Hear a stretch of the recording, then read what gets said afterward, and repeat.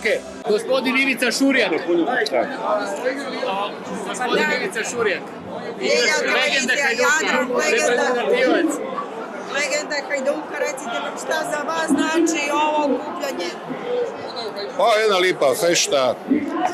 Guder ima promociju tog njegovog filma i drago nam je da smo ovdje. Malo smo iznenađeni sa brojem ljudi koliko ih je došlo.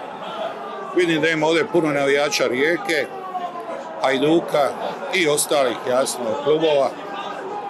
Jeste li očekivali ovakav doček?